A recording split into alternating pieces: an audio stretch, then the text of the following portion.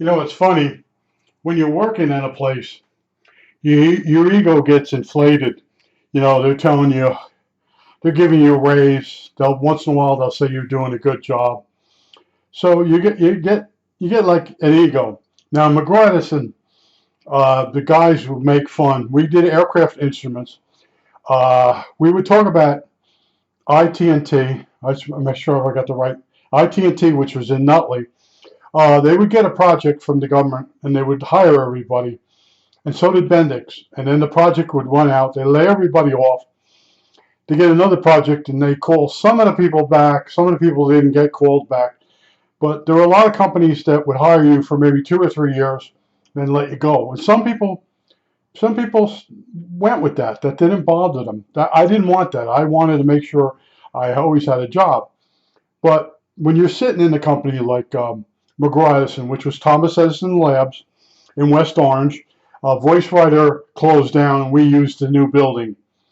And we moved the avionics from Fort Lauderdale up to West Orange, and we trained people in West Orange to do the jobs. It was all a game for taxes, and then they sold off the pieces. But anyway, when you're working there, you sort of chuckle about other companies. One of them was Booton Electronics. A lot of the guys that work for Bendix, whenever Bendix would close down for on a job for a year and a half, whatever, they would go back to Booton. And Booton Electronics made test equipment. And a lot of the stuff was designs from like 1947 from the war. So it wasn't considered a well-paying company. The stuff you learned how to repair wasn't relevant anymore. And one of the other places, avionics, was Edo Air. They're still there. They're on Passaic Avenue. And I think, no, let me think. It's probably Fairfield. And, when I got laid off, I started going back through the list of other companies that I should be able to get right in there. So I go up, I go up, I call up, or I send a resume in to Edo Air, and they contacted me. Look at my lights going bad. Flicker, you bastard, flicker. Well, anyway, uh, let me jiggle the power supply. Yeah, that's the problem. Okay, hold on. I got to hit the button. All right, so one of the companies you'd make fun of was like Edo Air. So I sent them a resume, and they called me for an interview. And I go in there, and there's a young girl sitting there. And she says, "Have a seat." I sit down. I sit in fucking water. My pants are soaking wet. I said, "What's going on?" I look up. The roof of the company is gone.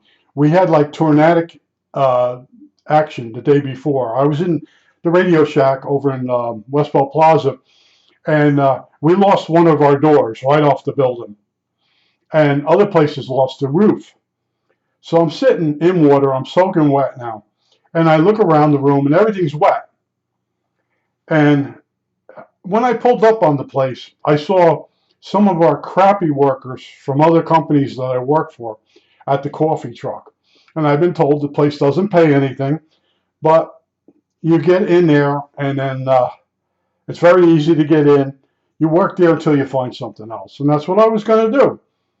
So the girl did, right from the beginning, the girl told me I'm not qualified. And I brought a fast resume, which was one sheet, and then a thicker one. I said, no, you don't understand. Anytime you see something there like avionics, you use the other folder I gave you, and it tells you exactly what I worked on. And the instruments I worked on were better than Edo Air stuff. And she just got an attitude.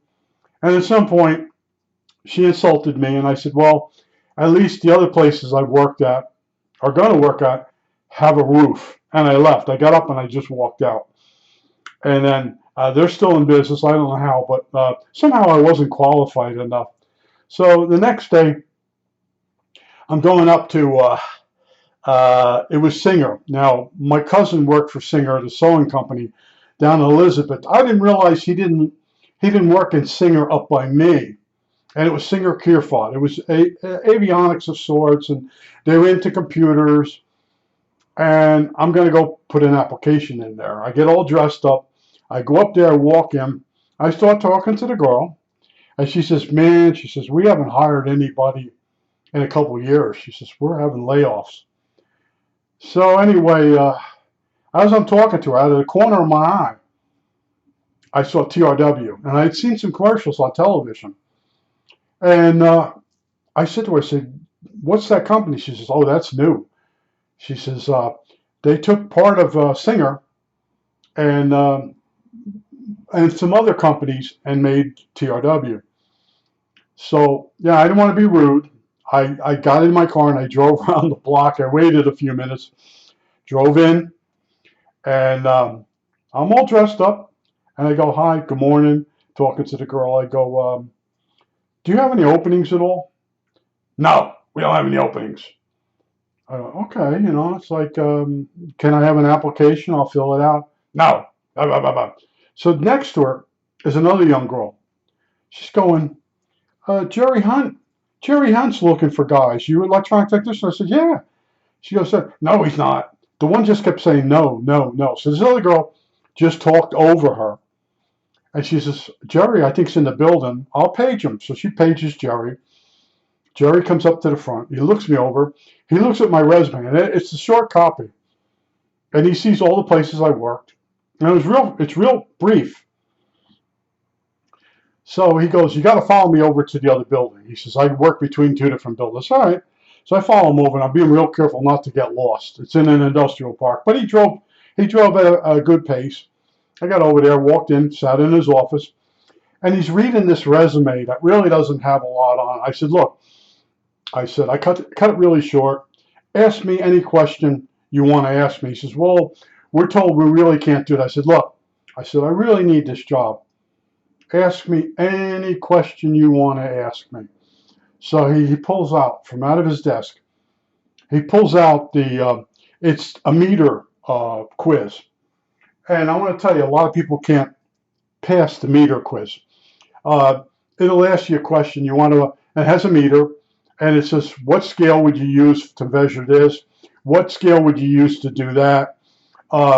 It wanted you to understand the difference between an open and a short. And that's where you lose a lot of people. When the fuse blows, you have a short.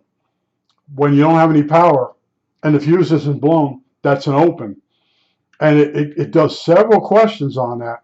So I fill it all out. He checks it. He goes, "You got them all right." He says, "Now I want to ask you a few more questions." Well, we ended up bullshitting about the magazines we were buying and the projects that we built. And then he just hires me. He says, "You're hired." And then he just, "Let me take you around the company." And as I'm walking around, I spot this guy. And I said something to him. Uh, I said, "You see that guy there?" He goes, "Yeah." He comes in the Radio Shack all the time. And he's always asking me for help on stuff. And he goes, "Yeah, that's about right." And he says to me, "That kid's a big baby." And I end up working with the guy. And yes, he never grew up. But anyway, so Jerry hires me. And he says, "You go back home." And he says, I tell a girl I've hired you. And she'll call you with an offer." So I go back and I'm at dinner. I'm telling my mother. And my mother doesn't believe me. "Oh, they're not going to hire you." I said, "The guy took me nah, they're not going to hire you, blah, blah, blah, blah, blah." So then they call and they tell me I got the job. And I tell my mother, "Well, how much are they going to pay you?" And at the time it was low. It was like $4.25 an hour.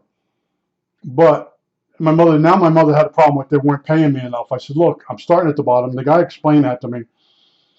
And then I started working there, and he moved me up real quick. Every few months I got another promotion or another raise. I got up to grade 9, and then my mother had a problem with that. Every time I turn around, "You got another raise." What kind of parent would talk to you like that? My mother. That's the way it went. But it was so funny. The one girl just started talking over the other girl. Now, I think Jerry Hunt's in the building. No, he's not. This girl did not want me in that company. And then, like I said, Jerry come out of the back, and I show him my resume. He looks it over. Now he wants to go back and study it. And Oh, he sat for the longest time just reading it over. I said, look, if there's anything on there you want me to explain to you what I actually did, I said, I kept it really short. He goes, no, this is pretty good. And then he went into I have younger guys here. They're only 3 years younger. He says, you're a little older. You're a little more mature. And then he says, I might have a problem getting you hired because how old was I? I think I was like 29. And he had to go to bat for me, and he got me hired. And then, of course, I got the raises and everything. And most of the guys in the place were 3 years younger than me. See, these companies, they do it different now. They have a certain age that they want. They know you're at a certain ability. You might, when you're younger, you're more likely to do things their way. If you're too old, they don't want you. Now, a lot of companies, when you would go in there, there would be guys in their 50s, and they were usually really bad buildings, like Gordos. And believe it or not, people in Gordos used to pick on people that worked on upstairs at Solid State. It was a worse company. Solid State became NTE later on. But no matter where you worked, there was always a place that the people you worked with told you was worse, paid less, and treated you like shit. But then when you get laid off from them, now you got to go crawl onto one of those other companies. And I kept it light. In other words, the person in personnel in the company, they always had personnel. I could tell by their attitude how crappy the company was. But it was so funny, the secretaries in the front of TRW, no, we don't hire anybody, blah, blah, blah, blah. But it was so funny when I'm in Singer Kierfop, they go, we haven't hired anybody in years. She says, we're laying off people. And then out of the corner of my eye, I see TRW across the street. And I asked her, and she knew right away. She says, oh, that they got part of our division over there in another company. And I really didn't understand TRW. It was Thomas, Ramos, Walrich. The three guys. They would buy up companies that should be doing better than they're doing. They're underperforming, and they would hire them or buy the company and maybe shift the management around, juice the company up, and then resell it. And at the end, they parachuted out. The three of them sold everything off, and it was going to go downhill anyway for the computer division I was in, because originally a circuit board repaired was $75. And then later on, you could get a board for $15 to put in it that had more options and stuff. But it's really funny, you're working at a place, and the guy would make a scoff remark like, yeah, if I lose this job, I'll have to go back to Booten Electronics. And a lot of these places they used to mention were too far away from my house. You'd have to ride like Route 80 for a while and then get up. And I went by there. I went up to go in and get an application. And I drove up there, and it was depressing looking. The buildings looked like from 1940s or maybe 30s. And I come back out, and I left. And the other thing, I kept filling out applications for IT&T in Nutley. And they would call me up, or they would not email me, they'd send me a letter. And they say, we heard you got laid off. And somebody in the personnel recommended me. And I'd go over there and I'd fill out the paperwork. And then they would tell me something like, we're going to have something in 6 months. We got this project coming. We're probably going to get approved. And I'm like, nah, I need a job now. I need a job that is going to be here for a few years. She says, well, IT&T, we do a job and then we finish it. We might get a contract for another contract for the same job, but we rehire everybody. Everybody gets re-interviewed. And I'm like, no, I don't want to go through that. But twice I sat over there, and they restored the house. They actually used the house as their personnel, and it's been restored. It's near, that would be River Road in Nutley. River Road? Yeah, River Road, Nutley. That house is famous. It's one of the people that got land from the King of England. There's a whole story about that house, and they restored it. But when we used to go there, that was the personnel for IT&T. It was an actual house. But I've been through a lot, and it's funny, your ego gets up when you're working in a place, and then you figure when you go to one of the crappier places, they're just gonna hire you right away. But the girl in Edo Air is like, you don't have enough experience. I'm like, get the hell out of here, man! Don't have enough experience, you know. And then the one I tell you that time I on the last video I mentioned HP, and guy telling me you better hit the books. He had the wrong person. He gave me the engineering test, and he was just dying to have me make a mistake, and he jumped all over me. And then I went home. My friend called me up and said, we made a mistake. It's all.